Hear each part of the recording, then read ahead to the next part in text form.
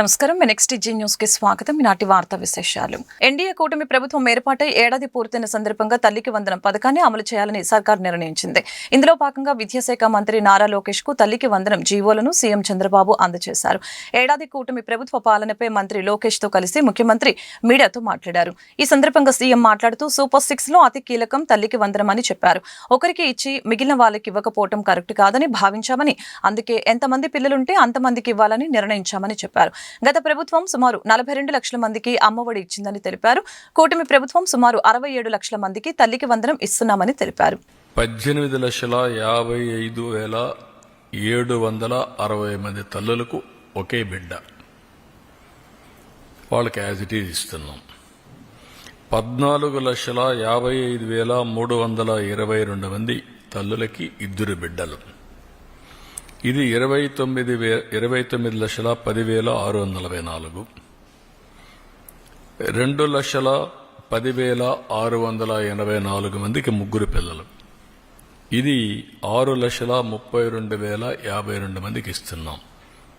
20,053 మందికి 4 పిల్లలు, అంటే 80,212 మందికి వీళ్ళకి కూడా ఇస్తున్నాం. ఏ మాట అయితే నేను చెప్పానో ఆ మాట ప్రకారం, ఒక పద్ధతి ప్రకారం, ఒక మాటలో చెప్పాలంటే ఇది ఒక పాపులేషన్ మేనేజ్మెంట్కి ఒక ముందడుగు. నిన్నే జపాన్లో చూసాం, 9 మిలియన్ హౌసెస్ ఆర్ వేకెంట్. ఇంకొక పక్కన ప్రపంచం అంతా కూడా ఏజింగ్ ప్రాబ్లం, రెండోది ఎకానమీ కూడా దెబ్బతినే పరిస్థితి వస్తున్నాయి. మన భారతదేశం మీరు చూస్తే 146 కోట్ల జనాభా, చైనా 130 కంటే తక్కువ ఉంది. అయితే భారతదేశం కూడా రీప్లేస్మెంట్ లెవెల్ లేదు. 2.1 ఫెర్టిలిటీ రేట్ ఉంటే రీప్లేస్మెంట్, అది 1.9కు వచ్చింది. ఆంధ్రప్రదేశ్ అయితే 1.5 ఆ ప్రాంతంకి వచ్చేసాం. సౌత్ ఇండియా మొత్తం ఆ పరిస్థితిలోకి వచ్చాం. అందుకే ఇప్పటికే ఫ్యామిలీ ప్లానింగ్ నుంచి డెమోగ్రఫిక్ మేనేజ్మెంట్ వైపు అడుగులేస్తున్నాం. ఒకప్పుడు 2 పిల్లల కంటే ఎక్కువ ఉంటే స్థానిక సంస్థల్లో పోటీ చేయడానికి అర్హత లేదు. ఇప్పుడు అది తీసేశాం. 2 పిల్లల కంటే తక్కువ ఉంటే పోటీ చేయడానికి అర్హత లేదని కొత్తగా పెట్టాల్సి వస్తుంది. అందులో రెండో స్టెప్ మీరు చూస్తే ఎక్కడికక్కడ ఆఫీసుల్లో కూడా ఒక అనుకూలమైనటువంటి వాతావరణం, చిల్డ్రన్ హోమ్స్ కింద ప్లే ఏరియా కానీ, అక్కడ వాళ్ళకి ప్రత్యేకమైన సదుపాయాలు అవన్నిటి కూడా నిర్ణయాలు చేస్తున్నాం. అందులో ఇది ఒక మేజర్. చాలామంది చెప్పేది ఎక్కువ మంది పిల్లలుంటే మాకు ఆదాయం లేదు కాబట్టి మేము పిల్లల్ని చదివించలేమనే ఆలోచన ఉంది. ఈరోజు చదివించడమే కాదు, వీళ్ళకు కూడా వెసులుబాటు వస్తుందనే విధంగా ఈ కార్యక్రమానికి శ్రీకారం చుట్టాం. ఈరోజు మీరు చూసినప్పుడు తల్లికి వందనంలో ఇంకా మిగిలిన కార్యక్రమాలన్నిటికి కూడా మీరు చూసినప్పుడు అన్నదాత సుఖీభవ, ఏడాదికి మొత్తం 14,000 రూపాయలు ఇస్తా అన్నాం. 6,000 రూపాయలు గవర్నమెంట్ ఆఫ్ ఇండియా ఇస్తుంది. వాళ్ళు ఇచ్చింది 7,500. ఈరోజు తెలుగుదేశం ఇచ్చేది 14,000. వ్యత్యాసం 6,500. తల్లికి వందనం నేను చెప్పాను. అన్నదాత సుఖీభవ ఇచ్చింది మీకు చెప్పాను. దీపం 3 సిలిండర్లు, వాళ్ళు ఏమీ ఇవ్వలేదు. ఇంకొక పక్కన మీరు చూస్తే మత్స్యకారుల భరోసా, మేమిచ్చింది మత్స్యకారుల సేవలు. మొత్తం 1,29,178 మందికి ఇచ్చాం. 259 కోట్లు. వాళ్ళు ఇచ్చింది 1,09,231, 109 కోట్లు. వ్యత్యాసం 150 కోట్లు అదనం. 19,947 మంది అదనంగా ఇస్తున్నాం. ఇది కాకుండా ఈరోజు ఎన్టీఆర్ భరోసా. ఇది చూస్తే వాళ్ళు ఇచ్చింది మొత్తం 21,630 కోట్లు సంవత్సరానికి. మేము ఇప్పటికి ఇచ్చింది 34,000 కోట్లు ఒక్క సంవత్సరంలో. వ్యత్యాసం 12,370 కోట్లు. అంటే బటన్ నొక్కుతున్నా సమీక్షం ఇవ్వడని మాట్లాడే పెద్దలకి ఇవన్నీ అర్థం కావాలి. ఇన్ ది కంట్రీ బాబాయిని చంపి ఆనాటి ముఖ్యమంత్రి నేనే, నా చేతిలో కత్తి పెట్టే ధైర్యం వచ్చిందంటే నేరస్తులకి, కెన్ యూ ఇమాజిన్? దాన్ని నమ్మించడానికి సాక్షి, పేపరు, టీవీ పెట్టుకొని పదే నమ్మించి సానుభూతి సంపాదించినది కూడా చూశారు కదా మీరు. Are the fit in politics? ఏంటి మన తెనాలి? ఎవరు వాడు? Rowdy sheeter. ఎవరు వాడు? గంజాయి బ్యాచ్. మీరు వెళ్తారా? ఎన్ని గుండెలుండాలి మీకు? ప్రజలు మీకు సపోర్ట్ చేయాలన్నా. ఇంకొక పక్క నిన్న పొగాకు. ఏంటి నీ పని? పొగాకుకు నేను చెప్పాను, ఎవరిచ్చారండి? 12,000 రూపాయలు క్వింటాల్కిచ్చి కొనిస్తున్నాం. మా దగ్గర ఎక్స్పర్టైజ్ లేదు, గోడౌన్స్ కూడా లేవు, రైతులు ఇబ్బందుల్లో ఉన్నారు. ఎంతైనా పర్వాలేదు, నష్టం వచ్చినా పర్వాలేదు, కొనాలని కొంటున్నాం. కొంటే మీ బాధ్యత ఏంటి? ఎప్పుడన్నా చేశారా మీరు? బాధ్యత లేకుండా పోయి ఒక 15,000 మందిని ఎసకపోయి ఇక్కడ ఏం చేశారు? అమరావతి, దేవతల రాజధాని అమరావతి, ప్రజా రాజధాని అమరావతి, వేశ్యల నగరం. ఇది ఎంత కొవ్వెక్కుందండి మీకు? ఇంకా సమర్థించుకుంటారా మీరు? మీరు అడిగిన క్వశ్చన్ చెప్తున్నా, కెన్ యూ ఆన్సర్? ఇలాంటి వాళ్ళని మీరేం చేస్తున్నారు? మీడియా. మీ ఇంట్లో ఆడబిడ్డలు లేరా? మీకు తల్లి లేదా? కూతుర్లు లేరా? మీ భార్యలు లేరా? What are you talking? మనకు బ్లడ్ బాయిలింగ్ కాలేదా? ఇలాంటి వాళ్ళు నిన్న దాన్ని డైవర్ట్ చేయడానికి పోయి గొడవ చేస్తారా మీరు? ఈ ఇష్యూని డైవర్ట్ చేయాలా? దీనికి ఏం చేయాలి? ఒక చిన్న గీత ఉంటే ఇంకో పెద్ద గీత గీయాలి. అంటే పోయి 15,000 మందిని పెట్టుకొని రౌడీజం చేస్తారా? అంటే మీ ఉద్దేశం ఏంటి? నేరస్తులు రాజకీయ ముసుగులో చేస్తున్నారు కాబట్టి మాట్లాడితే రాజకీయ నాయకులపైన యాక్షన్ ఎవరి మీద తీసుకోవాలి? రాష్ట్రానికి లా అండ్ ఆర్డర్ ఎవరు క్రియేట్ చేసినా బీ కేర్ఫుల్.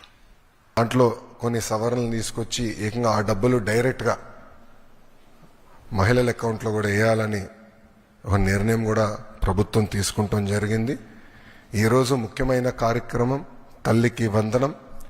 ఎన్నికల్లో మనం ఇచ్చిన హామీ నిలబెట్టుకుంటున్నాం.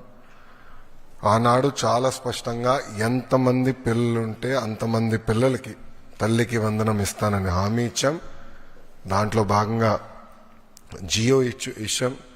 ఈ రోజు నుంచి డబ్బులు తల్లుల అకౌంట్లో కూడా పడితే 13,000 రూపాయలు తల్లి అకౌంట్లో పడుతుంది. 2,000 రూపాయలు మెయింటెనెన్స్ గ్రాంట్ కింద స్కూల్స్లో మెయింటెనెన్స్ కోసం ప్రభుత్వం ఆ నిధులు కూడా ఖర్చు పెడతాం జరుగుతుంది.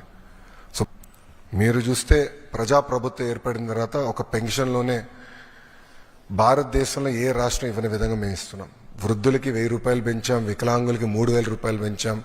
బెడ్కే పరిమితం అవుతే 15,000 రూపాయలు ప్రతి నెల ప్రభుత్వం ఇస్తుంది. భారతదేశంలో ఏకైక ప్రభుత్వం ఇస్తుంది, అది ఆంధ్ర రాష్ట్ర ప్రభుత్వం. ఇంతేకాకుండా భారతదేశంలో ఎక్కడ లేని విధంగా 203 అన్న క్యాంటీన్లు ప్రజాప్రభుత్వం తిరిగి ప్రారంభించి ఈరోజు నడిపిస్తుంది. గౌరవ ముఖ్యమంత్రి గారు ఇప్పుడే చెప్పారు, ఆగస్టు 15 నుంచి ఉచిత బస్ విధానం కూడా మేము అమలు చేస్తున్నాం. దీపం పథకం ద్వారా ఇప్పటికీ 2 కోట్ల గ్యాస్ సిలిండర్లు ఉచితంగా ప్రజాప్రభుత్వం తెలుగింటి ఆడబడుచులకి అందజేస్తాం కూడా జరిగింది. మహిళల్ని దుర్భాషలాడిన వారిని చెప్పులతో కొట్టకుండా పాలాభిషేకాలు చేస్తారా అని ఉపసభాపతి రఘురామకృష్ణంరాజు వ్యాఖ్యానించారు. సజ్జల రామకృష్ణారెడ్డి మహిళల్ని సంకరజాతి అని మాట్లాడారని ఆగ్రహం వ్యక్తం చేశారు. ప్రకాశం జిల్లా పొదిలిలో వైసీపీ కార్యకర్తలు పోలీసులపైన దాడి చేశారంటే వారిని ఏమనాలని ప్రశ్నించారు. మహిళలపై దాడి చేసిన వారిపై ప్రభుత్వం చట్టపరమైన చర్యలు తీసుకోవాలని కోరారు. గత ఎన్నికల్లో వైసీపీకి ప్రజలు గట్టిగా బుద్ధి చెప్పినా వారి పద్ధతి మారలేదని అన్నారు. మహిళల గురించి అంత దారుణంగా మాట్లాడిన వారికి హైకోర్టులో బెయిల్ వస్తుందని తాను అనుకోవటం లేదని ఉపసభాపతి అభిప్రాయం వ్యక్తం చేశారు. ఒక వ్యక్తి మీడియాలో మాట్లాడితే సాక్షికి సంబంధం ఏమిటని అంటున్నారని, గతంలో తాను మాట్లాడితే 2 ఛానళ్ల యాజమాన్యంపై కేసులు ఎందుకు పెట్టారని ప్రశ్నించారు. దారుణంగా దుర్భాషలాడి సాక్షి మీడియాలో, ఆ తర్వాత మరి సజ్జల రామకృష్ణారెడ్డి గారు మరి సంకరజాతులు అన్నాడు ఆయన. వీళ్ళేమో ముందు మీడియాలో ఇకిలించుకుంటూ సకిలించుకుంటూ మరి అతను మరి అలా మాట్లాడటం డెఫినెట్గా మహిళల ఫీలింగ్స్ హర్ట్ అని, మనోభావాలు దెబ్బతిన్నాయి. మరి మనోభావాలు దెబ్బతీయటం అనుకున్న పార్టీ నాయకుడు వచ్చినప్పుడు శాంతియుతంగా నిరసన తెలియజేయటం గాంధీజీ నేర్పిన సిద్ధాంతం. మరి గాంధీవాదంతో వాళ్ళ నిరసన తెలియజేస్తే మరి వైసీపీ వాళ్ళు వాళ్ళ ఒరిజినల్ పోకడనే చూపెడుతూ మరి వాళ్ళ దాష్టికాలు ఈ మహిళల మీద చేయటం అనేది ప్రతి ఒక్కరూ ఖండించవలసిన విషయం. పోలీసులను కూడా గాయపరిచారంటే మరి ఇది చిన్న విషయం కాదు. మరి తప్పకుండా ఆ దాడి చేసిన వాళ్ళ మీద మరి ప్రభుత్వం తగు చర్యలు తీసుకుంటుందని నేను అనుకుంటున్నాను. సంవత్సరం మీద 1 వారం రోజులే గడిచింది. మరి వాళ్ళకి దారుణంగా బుద్ధి చెప్పి మరి అయినప్పటికీ బుద్ధి రాకపోవటం దురదృష్టం. వారికి బుద్ధిని ప్రసాదించాలని చెప్పి భగవంతుని ప్రార్థించడం తప్ప మన అంతకన్నా చేయగలిగింది ఏమీ లేదు. అనకాపల్లి జిల్లా పరవాడ ఫార్మాసిటీలో ప్రమాదం జరిగింది. Sai Shreyas pharmaceutical private limited లో గ్యాస్ లీక్ అయి 2 మృతి చెందారు. రసాయన వ్యర్థాల ట్రీట్మెంట్ ప్లాంట్ వద్ద సాల్వెంట్ ట్యాంకులు శుభ్రం చేస్తూ ఉండగా విషవాయువులు లీక్ అయ్యాయి. ఈ ప్రమాదంలో company safety manager Parimi Chandrasekhar, safety అధికారి సరగడం కుమార్ ప్రాణాలు కోల్పోయారు. రసాయన వాయువులు పీల్చడం వల్లనే అపస్మారక స్థితికి వెళ్లి చనిపోయినట్లు ప్రాథమికంగా నిర్ధారించారు. మరొక కార్మికుడి పరిస్థితి విషమంగా ఉండటంతో ఆసుపత్రికి తరలించి చికిత్స అందిస్తున్నారు. చంద్రశేఖర్, కుమార్ మృతదేహాలను విశాఖ కేజీహెచ్లోని మార్చురికి తరలించారు. ఫార్మా కంపెనీలో కనీస భద్రతా ప్రమాణాలు పాటించకపోవడం వల్లనే తరచూ ప్రమాదాలు జరుగుతున్నాయని కార్మిక సంఘాల నేతలు మండిపడుతున్నారు. ఈ ఘటనపై సమగ్ర దర్యాప్తు జరిపించి మృతుల కుటుంబాలకి ₹1 చొప్పున పరిహారం ఇవ్వాలని డిమాండ్ చేస్తున్నారు. ఫార్మాసిటీలో ఈ రోజు జరిగినటువంటి ఘటనను పరిశీలించినట్లయితే 2 కార్మికులు మృతి చెందారు. ఈ మృతి చెందినటువంటి కార్మికులు ఇద్దరు కూడా బి చంద్రశేఖర్ అనేటువంటి కార్మికుడు ఒకరు, మరొకరు ఎస్ కుమార్ అనేటువంటి కార్మికులు వీళ్ళిద్దరు కూడా మృతి చెందారు. ఒకరు హైదరాబాద్కి చెందినటువంటి వాళ్ళు, మరొకరు మునగపాక అనకాపల్లి జిల్లాలో ఉన్నటువంటి మునగపాక మండలం మునగపాక గ్రామానికి చెందినటువంటి కార్మికుడు మృతి చెందారు. అందుకని దీని మీద సమగ్రమైన దర్యాప్తు చేయాలి. ఎస్ఎస్ ఫార్మాలో భద్రతా ప్రమాణాల యొక్క వైఫల్యం వలన సరైనటువంటి మాస్కులు కానీ సరైనటువంటి ప్రికాషన్స్ లేకపోవడం వల్ల సేఫ్టీ ఏదైతే సాల్వెంట్ ట్యాంక్స్ ఉన్నాయో వాటిని పరిశీలించడానికి వెళ్ళినప్పుడు ఈ ఘటన అనేటువంటి చోటు చేసుకుంది.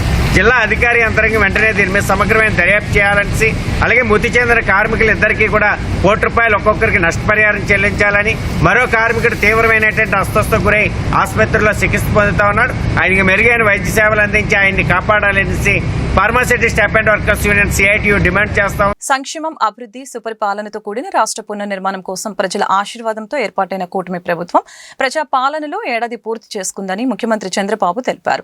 ప్రజల ఆకాంక్షల్ని నెరవేర్చడం కోసం శక్తివంచన లేకుండా రోజు పనిచేస్తున్నామని తెలియజేశారు. అనేక సమస్యలను, ఆర్థిక సవాళ్లను దాటుకొని ఏడాది కాలంలోనే పేదల సేవలో పెన్షన్ల పెంపు, అన్నా క్యాంటీన్ల ఏర్పాటు, దీపం 2, తల్లికి వందనం, మత్స్యకార సేవలో ఎన్నో సంక్షేమ కార్యక్రమాలను అమల్లోకి తెచ్చామని అన్నారు.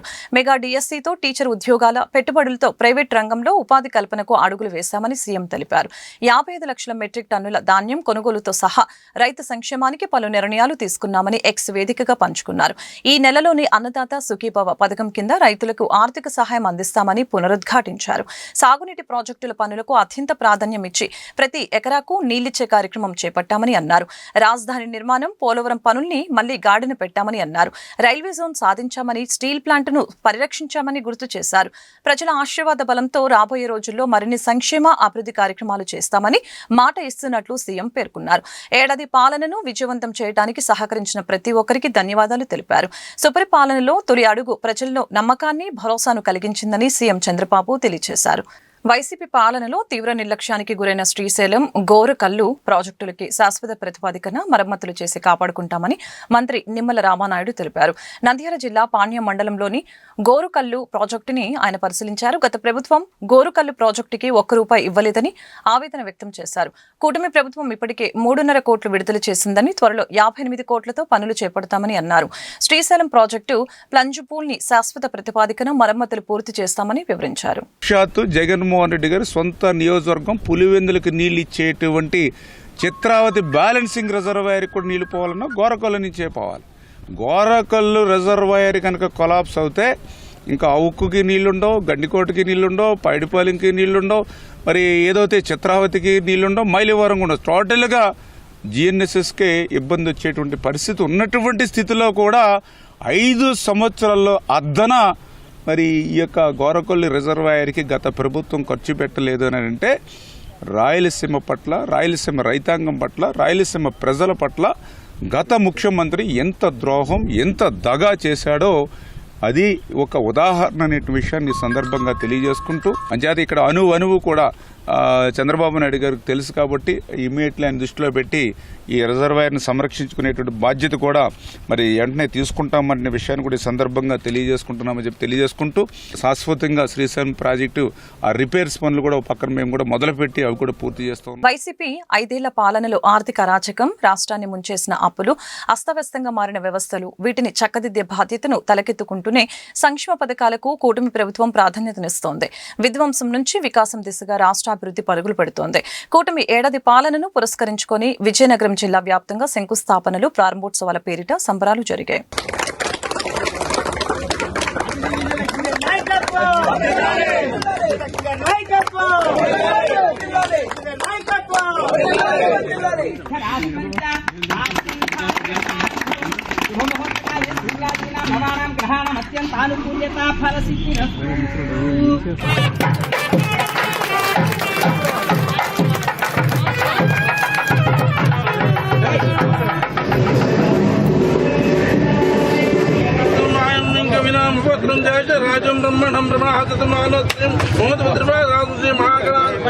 గత పాలకులు పూర్తిగా అభివృద్ధిని నిర్వీర్యం చేశారు. ఈరోజు ప్రభుత్వం వచ్చిన వెంటనే ప్రతి అభివృద్ధి కార్యక్రమాన్ని, ప్రతి లైన్ డిపార్ట్మెంట్ ఏవైతే డిపార్ట్మెంట్స్ ఉన్నాయో అన్ని డిపార్ట్మెంట్స్కి ఫండ్స్ చేకూరుస్తూ వాడిని మళ్ళీ పునఃప్రారంభించే దశగా ఈరోజు మనం చేస్తున్నాం. ఈరోజు గ్రామీణ ప్రాంతంలో కూడా ప్రతి పంచాయతీ ప్రెసిడెంట్కి కూడా ఈరోజు ఫండ్స్ ఇవ్వడం జరుగుతుంది. గతంలో ఫండ్స్ వేసినట్టే వేసి ఫండ్స్ని తీసేసి వాళ్ళు వేరే పవర్ బిల్ పే చేయడమో వేరే అవసరాలు దాన్ని వినియోగించేవారు. ఖచ్చితంగా అభివృద్ధి, సంక్షేమం 2 కళ్ళు కింద భావించి ఈరోజు ప్రభుత్వం నడుస్తున్న తరుణంలో ఈ సంవత్సర వ్యవధిలో చేసినటువంటి ప్రతి అభివృద్ధి కార్యక్రమాన్ని కూడా ఒక ఇనాగ్రల్ ఫంక్షన్లా చేసి యావత్ ప్రజానికానికి తెలియజేయమని మాకు గౌరవ ముఖ్యమంత్రి వారు తెలియజేశారు. సీఎం చంద్రబాబు ఇవాళ కృష్ణా జిల్లాలో పర్యటించనున్న నేపథ్యంలో ఎలాంటి లోటుపాట్లు లేకుండా అవసరమైన ఏర్పాట్లు చేయాలని సాధారణ పరిపాలనా శాఖ ముఖ్య కార్యదర్శి ముఖేష్ కుమార్ మీనా అధికారులను ఆదేశించారు. కూటమి ప్రభుత్వ ఏడాది సుపరిపాలన సందర్భంగా పెనమలూరు మండలం పోరంకి గ్రామంలోని మురళి రిసార్ట్స్ లో రాష్ట్ర స్థాయి కార్యక్రమాన్ని నిర్వహిస్తున్నారు. సీఎం చంద్రబాబు ఈ కార్యక్రమంలో ముఖ్య అతిథిగా పాల్గొంటారు. Mukesh Kumar Meena planning finance secretary Anantha Shankar, Krishna, Guntur జిల్లాల అధికారులతో కలిసి సీఎం పర్యటన ఏర్పాట్లు పరిశీలించారు.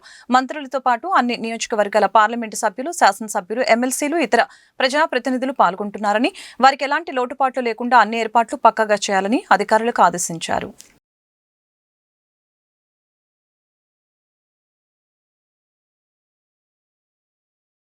ఉమ్మడి అనంతపురం జిల్లాలో నేర ఘటనల బాధ్యులపై కఠిన చర్యలు తీసుకుంటామని రాష్ట్ర మహిళా కమిషన్ తెలిపింది. పేదరికం, ఇతర సమస్యల్ని అదునుగా చేసుకుని కొందరు అత్యాచారాలకు పాల్పడుతున్నారని రాష్ట్ర మహిళా కమిషన్ చైర్పర్సన్ శైలజ అన్నారు.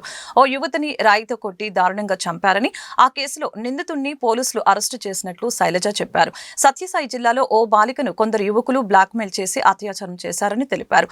బాధితులు ఎవరైనా ఉంటే 1 స్టాప్ సెంటర్ను ఆశ్రయించాలని సూచించారు. FIR I think 4th file చేశారు. ఆ డీటెయిల్స్ కూడా మాకు ఇచ్చారు. 3 రోజుల తర్వాత ఒక 7 కనపడిందని చెప్పటం, ఏదైతే కంప్లైంట్ ఇచ్చారో బాలు అనే అతని మీద అతన్ని ఇన్వెస్టిగేషన్ ఫాలో అప్ చేశారు. కానీ ఏదైతే బాడీ దొరికిందో దాన్ని ప్రాపర్గా ఆ ఇన్ఫర్మేషన్ అంతా పై ఆధారకాలు ఇవ్వలేదు, ఏదో పెట్రోల్ పోసి పెట్టేశారు. ఇదంతా కూడా న్యూస్ లో వచ్చినట్టుంది. ఆ అమ్మాయి నాకు తెలిసి 3rd వెళ్ళిపోయింది కాబట్టి పోస్ట్ మార్టం రిపోర్ట్ ప్రకారం 7th దొరికింది. పోస్ట్ మార్టం చేశాక 3-4 days అయి ఉంటుంది incident జరిగంటే, approximately 4th or 5th అయి ఉంటుంది ఇన్సిడెంట్. సో హెడ్ ఇంజరీ అయ్యి ఆ బ్లడ్ అంతా బయటకు వచ్చి అది 3-4 days అంటే అది కలర్ మారుతూ ఉంటుంది కదా, అంతా నల్లగా అయిపోయి కరెక్ట్ గా వాళ్ళు దగ్గరికి వెళ్ళి చూడకుండా ఏదో ఇలా చేసేసని ఇవ్వటం వల్ల ఆ రిపోర్ట్ వల్ల ఐ థింక్ ఆయన మీద యాక్షన్ తీసుకున్నారు. పోలీసుల ప్రకారం వాళ్ళు FIR కాపీ 4th రిజిస్టర్ చేశారు. వెంటనే అక్యూజ్డ్ ను కూడా వాళ్ళు రిమాండ్ పంపించారు. అదొచ్చి తన్మయి ఇష్యూలో సత్యసాయి జిల్లాలో ఏదైతే మైనర్ తన మీద జరిగిందో, ఫస్ట్ ఒకడు లొంగ తీసుకుంటూ ఉన్నాడు. తర్వాత వన్స్ ఆ వీడియో ఏదైతే బయటకు వెళ్ళిందో ఇంకా వరుసగా అతని ఫ్రెండ్స్ వీళ్ళందరూ కూడా ఆ అమ్మాయిని టార్గెట్ చేయటం, నువ్వేమన్నా బయటికి చెప్తే ఈ వీడియోస్ అన్ని బయటపడతావు అంటంతో దాదాపు ఆల్మోస్ట్ 15 members. ఇమాజిన్ ఆ అమ్మాయి ఎంత మెంటల్ ట్రామా అనుభవించిందో 2 years నుంచి. ఆ అమ్మాయి తల్లికి చెప్పుకోలేదు, బయటికి చెప్పాలంటే భయం. ప్రెగ్నెన్సీ పాజిటివ్ అని తెలిస్తే ఏదైతే ఇన్వాల్వ్ అయి ఉన్నారో వాళ్ళకి తెలిసి ఆ తల్లి కూతుర్ని బంధించి ఒక రూమ్లో లాక్ చేస్తే చుట్టుపక్కల వాళ్ళు వెళ్ళి పోలీస్ స్టేషన్లో కంప్లైంట్ ఇచ్చారు. వీళ్ళు ఎక్కడ ఏ ఇష్యూ జరిగినా వెంటనే స్క్రోలింగ్ వచ్చినా, లేకపోతే పోలీస్ స్టేషన్ నుంచి వాళ్ళకి ఇన్ఫర్మేషన్ ఇచ్చినా, లేకపోతే డైరెక్ట్ ఎవరైతే బాధితులు ఉన్నారో వాళ్ళు వచ్చి 1-stop సెంటర్స్లో కంప్లైంట్ చేసినా కూడా వాళ్ళ దగ్గరికి వెళ్ళి ప్రొటెక్షన్ దగ్గర నుంచి కానివ్వండి వాళ్ళని వాళ్ళ దగ్గరికి తీసుకొని, అవసరం అయితే అమ్మాయికి థ్రెట్ ఉంటే పోలీస్ ప్రొటెక్షన్ ఇవ్వటం, లేకపోతే హోమ్స్కి పంపించటం, ఇవన్నీ కూడా చేస్తున్నారు. ఈ అవేర్నెస్ అనేది ముందు ఆడపిల్లలకి తెలియాలి. ఈ వార్తలు ఇంతటితో సమాప్తం. మరొక బులెటిన్లో మళ్ళీ కలుద్దాం. నమస్కారం.